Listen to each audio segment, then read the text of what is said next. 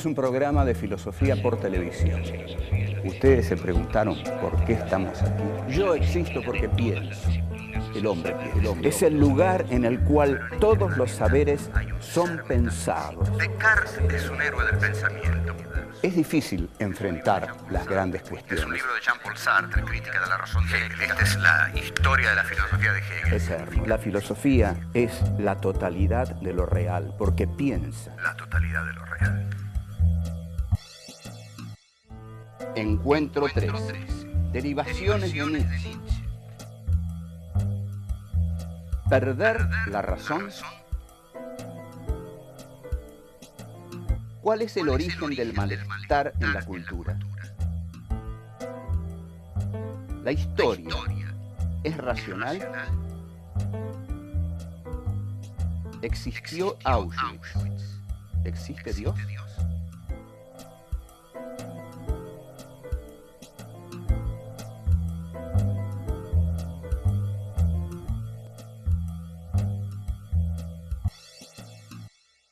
Estábamos en Nietzsche, y estuvimos largamente en Nietzsche, y esa negación del mundo suprasensible que hace Nietzsche lo lleva a la valorización del mundo de lo sensible. La valorización del mundo de lo sensible venía en Nietzsche de un estudio que había hecho en su primer libro, El origen de la tragedia, o El nacimiento de la tragedia, sobre el culto dionisíaco. El culto dionisíaco era aquel que daba, digamos, rienda libre, que liberaba los instintos a partir de la magia de la fiesta de la embriaguez.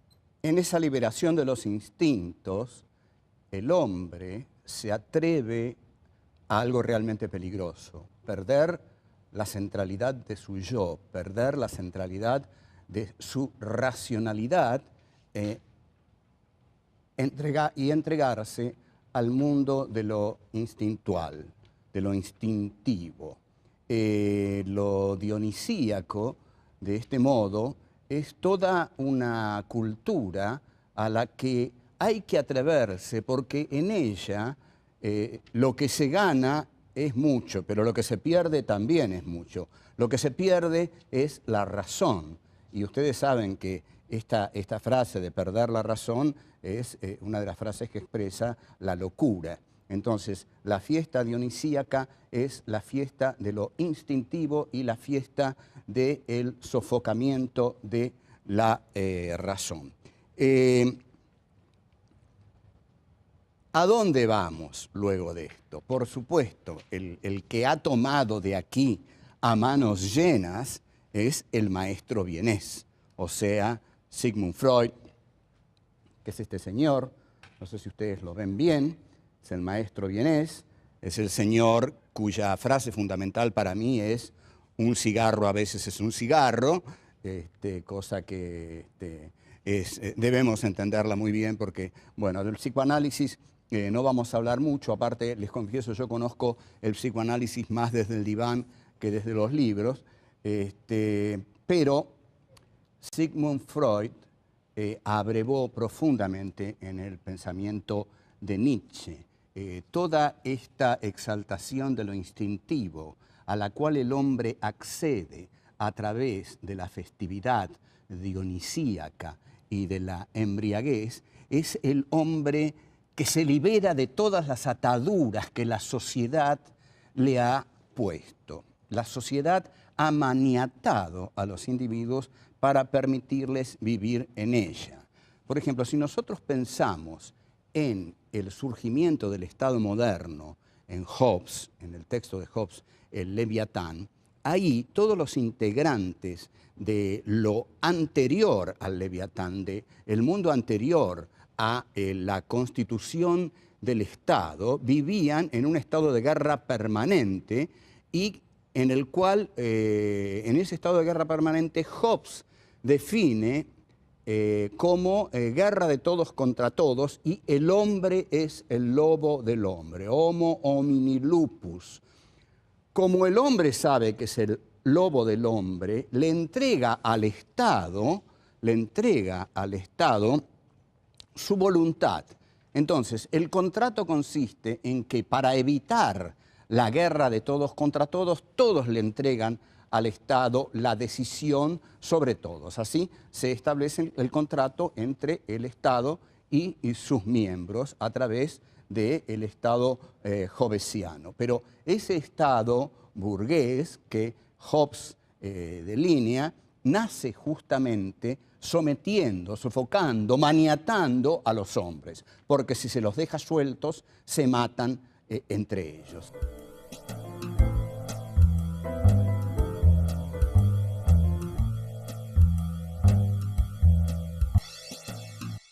Lo que dijo Nietzsche es lo que va a retomar Freud. Freud escribe muchos textos, pero el texto más filosófico de Freud es de 1930 y se llama El malestar en la cultura. ¿Qué es esto de la palabra malestar? Pero antes, otra cosa. 1930, faltan 3 años para que Hitler sea canciller del Reich. O sea, son tiempos oscuros, tiempos, digamos, interesantes, según la maldición china. No sé si ustedes saben que hay una maldición china y que es la peor de las maldiciones chinas y que consiste en decirle a uno, ojalá vivas tiempos interesantes.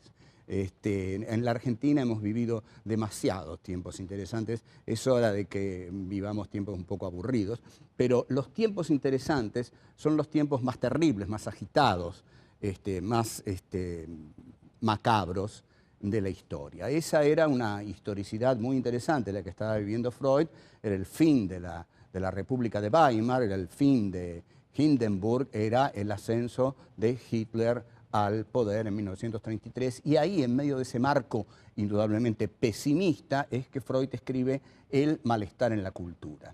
Y este malestar es el siguiente: la cultura, para poder realizarse, tiene que sofocar los instintos primarios, primitivos, esenciales del hombre. Los instintos que naturalmente surgen del hombre, la sociedad los tiene que sofocar, los tiene que maniatar para poder construir la cultura. Entonces, la cultura vive en perpetuo malestar, va a decir Freud, porque la condición de posibilidad de que exista una cultura es que los hombres sofoquen, aten, sujeten sus instintos más primarios, aquellos que harían de ellos precisamente las bestias feroces, las aves de rapiña que Nietzsche tanto admiraba. Para el hombre de la cultura que describe Freud, el dionisismo nietzscheano está sujetado, atado, sofocado. Usted no va a ir a ningún festín dionisíaco. Usted se queda en su casa, va a trabajar, y esto es la cultura. La cultura se hace así. Entonces, la cultura, dice Freud, se basa en la represión. Todos tenemos que reprimir nuestros instintos para que la cultura pueda realizarse. Se basa en el sofocamiento y hay un instinto que sobre todo es el que va a decir Freud, es el que hay que reprimir, y es el instinto sexual. El instinto sexual es el instinto fundamental que el hombre tiene que reprimir. Ahora bien, todo esto no es algo que no tenga consecuencias. Reprimir todo esto genera la neurosis. O sea, el hombre de la cultura es un neurótico, porque ha reprimido en él sus instintos fundamentales y sobre todo el principal de ellos, el instinto sexual. Marx y Freud y Nietzsche van a ser los que más van a cuestionar ese cogito cartesiano que vimos al comienzo de nuestros encuentros. Porque ustedes observen que Freud aquí va a decir, ¿qué cogito cartesiano? ¿De qué pensamiento me está hablando Descartes? Si lo que yo veo es que ese pensamiento hecho razón y hecho sociedad burguesa, lo que hace es maniatar a los hombres hasta sofocar y eliminar en ellos sus instintos primarios, los más ricos, los que harían de ellos seres plenos, vitales, saludables, entregados a la gloria de la vida. Por el contrario, están sometidos al malestar de la cultura, a la vida gris de la cultura. Es decir, matan en ellos lo más exaltado, primario y valioso que podrían tener. Si los hombres, librados a sus propios instintos, se matan entre sí, hay que imponerles la cultura para que puedan vivir juntos. Pero al vivir juntos significa este sofocamiento de sus instintos.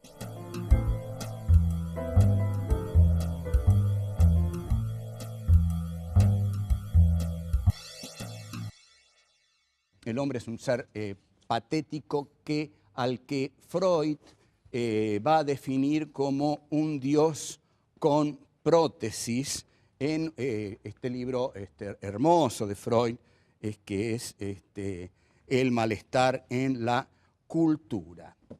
Esta idea de un Dios con prótesis es muy interesante para pensarla actualmente, porque un Dios con prótesis lo que hace referencia aquí Freud es a la técnica. La técnica es la prótesis del hombre. Las prótesis del hombre son justamente los poderosos instrumentos técnicos de los que se vale para devastar la naturaleza, para hacer las guerras, para incluso instaurar los campos de exterminio. El hombre no es una criatura tierna, ama a tu prójimo como a ti mismo. Al contrario, el hombre es una criatura belicosa, con instintos de agresividad muy poderosos, y efectivamente el hombre es el lobo para el hombre. Entonces Freud encuentra dos elementos fundamentales en el hombre, que son el eros y la pulsión de muerte.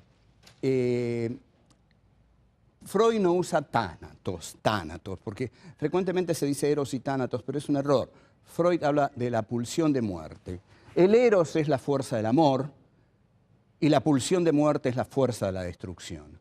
Lo que va a decir Freud es que estas dos potencias que están en la interioridad del hombre se enfrentan constantemente. Y lo que va a decir es que las pulsiones instintivas son más poderosas que las racionales, y que él ve que este mundo está cada vez más dominado por la pulsión de muerte. Desea que el eros pueda imponerse, porque el eros es la fuerza del amor, pero que ve con enorme desazón que la pulsión de muerte triunfa una y otra vez sobre el eros. Enorme influencia en Freud y en Nietzsche tuvo Fyodor Dostoyevsky, que escribió un libro, Memorias del subsuelo, que es realmente una de las cumbres del pensamiento. Recomiendo su lectura fervorosamente. Es un libro pequeño, en el cual Dostoyevsky dice que el hombre propende a la destrucción y al caos, que si 2 más 2 son 4, 2 más 2 son 5, y eso le place más, le gusta más. Ustedes observen que 2 más 2 son 4 es lo apolíneo, 2 más 2 son 5, es ya la irracionalidad dionisíaca. Dostoyevsky también dice, en Memorias del subsuelo, de la historia se puede decir cualquier cosa menos que es prudente, y de algún modo la dialéctica hegeliana, y esta es la crítica que le va a hacer la Escuela de Frankfurt, en la que ahora vamos a entrar, la crítica que le hace la Escuela de Frankfurt a Hegel es que la dialéctica hace de la historia algo prudente, porque establece un telos, una finalidad, una teleología en la historia. La historia se desarrolla racionalmente. Como vemos, a este desarrollo racional de la historia, Marx, Nietzsche, Freud y Dostoyevsky la han castigado muy severamente. Pero yo diría todavía que con más fuerza Nietzsche y Freud han castigado la racionalidad en la historia, porque Marx incorpora mucho hegelianismo en su concepción de la historia. Ahora, Hay en el siglo XX una escuela a la que se le llama la Escuela de Frankfurt, que viene a repensar todos estos problemas desde una perspectiva ya definitivamente trágica. En 1940, Theodor Adorno y Max Horkheimer trabajan en California un texto que finalmente va a llamarse Dialéctica del Iluminismo, que terminan en 1944 y se publica en 1949. La Dialéctica del Iluminismo tiene un pasaje de profunda, pero profundísima influencia nietzscheana o freudiana. Ahí brillantemente, Adorno y Horkheimer trazan la parábola de Odiseo. ¿Qué hace Odiseo? Odiseo sabe que en determinado momento su barco, con el cual retorna a su hogar, va a pasar por una zona en la cual están las sirenas. Estas sirenas cantan y parece que su canto es tan embriagador que enloquece a los hombres. Entonces, ¿qué hace Odiseo? Odiseo pone cera en los oídos de todos aquellos que tienen que ir remando para que su barco avance, y ordena que a él lo maniaten a un mástil. O sea, se hace atar. Este es el hombre de la cultura moderna. El hombre que se hace atar para no permitirse enloquecer entregándose a sus instintos. Ustedes observen la riqueza del pensamiento de Nietzsche, la riqueza del pensamiento de Freud, que aquí surge en uno de los pasajes más brillantes de Dialéctica del Iluminismo y que reinterpreta la Odisea de Homero. O sea, entonces, Odiseo se hace atar al mástil, tal como el hombre moderno se hace atar, sujetar a tantas cosas para que la cultura sea posible. Entonces, se hace atar al mástil y escucha el canto de las sirenas. Pero si bien enloquece, no va hacia ellas, porque sabe que ir hacia ellas es perderse, extraviarse para siempre, dejar de ser un animal racional. Entonces, esta parábola de Odiseo es la que usan Adorno y Horkheimer para mostrar que la razón humana esclaviza a los hombres. Pero van a mostrar algo mucho más terrible. Lo que van a decir Adorno y Horkheimer, y con esto se inicia una línea de meditación muy profunda en el siglo XX, es que esa razón, que si bien surge en Descartes, por supuesto, se consolida en la razón iluminista durante la Revolución Francesa, la época de las luces, la época de la diosa razón, la época del iluminismo. Entonces, lo que van a decir Adorno y Horkheimer es que esta razón, que dijimos que era la razón del capitalismo que surgía con Descartes y que triunfa con la Revolución Francesa, esta racionalidad de la Ilustración, van a decir, tiene una dialéctica. Y esta dialéctica lo que hace es, en efecto, lo que mostraron Nietzsche y Freud, encadena a los hombres, aniquila sus instintos y los somete a las reglas de la razón capitalista burguesa. Pero, van a decir, esta razón finalmente lleva a un enfrentamiento tan trágico, tan cruento, tan despiadado, que lleva finalmente a los campos de exterminio.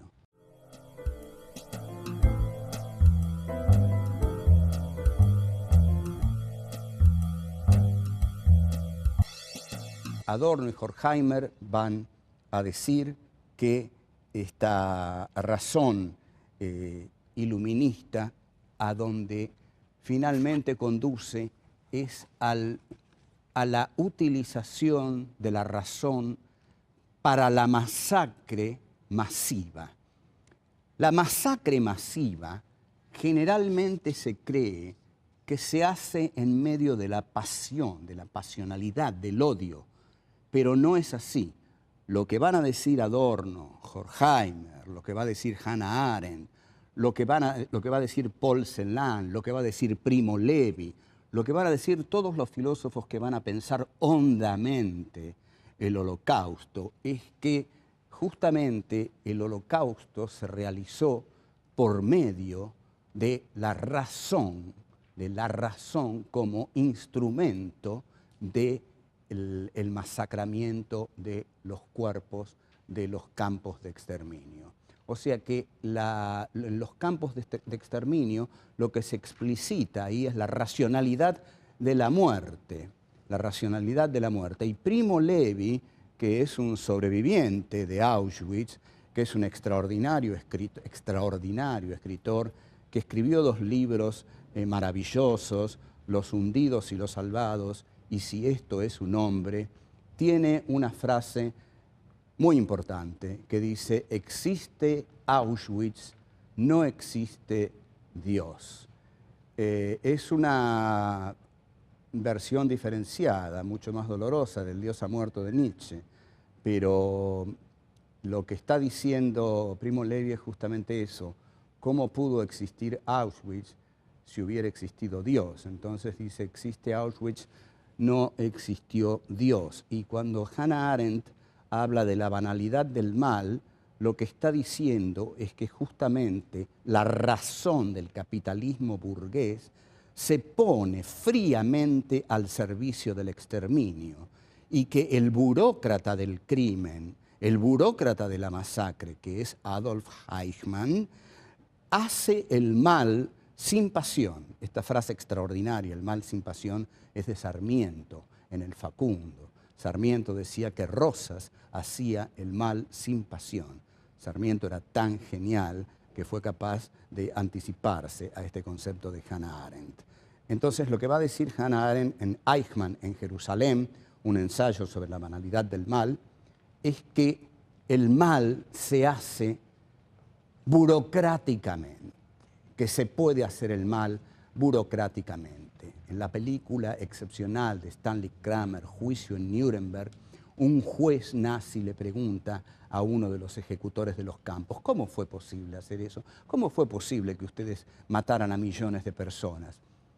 Y el verdugo le dice: fue posible, ¿cómo no iba a ser posible? Lo difícil no era matarlos, lo difícil era desprenderse de los cadáveres. O sea, como vemos, lo difícil era una cuestión instrumental, una cuestión instrumental. Entonces, razón instrumentales como Adorno y Horkheimer van a llamar a la razón del iluminismo, a la razón de las luces, que surge con la Revolución Francesa y, según Adorno y Horkheimer, termina en los campos de exterminio.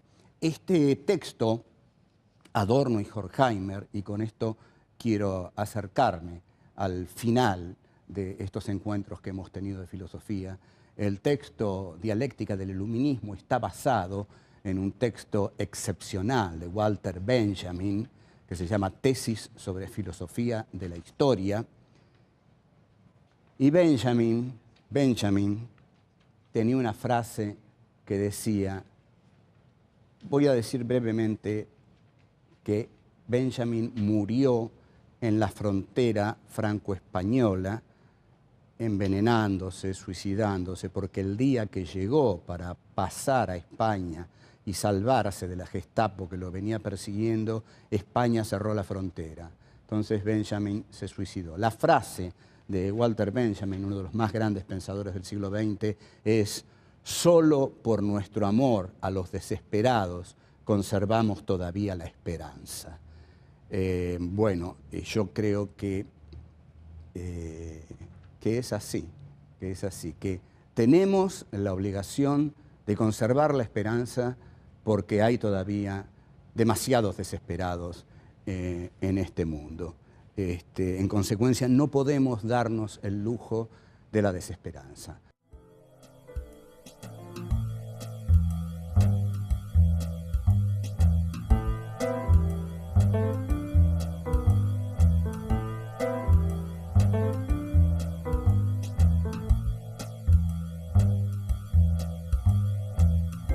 Si los hombres, librados a sus propios instintos, se matan entre sí, hay que imponerles la cultura para que puedan vivir juntos. El hombre es el lobo del hombre, homo homini lupus. Esta racionalidad de la ilustración tiene una dialéctica, y esta dialéctica encadena a los hombres, aniquila sus instintos y los somete a las reglas de la razón capitalista burguesa.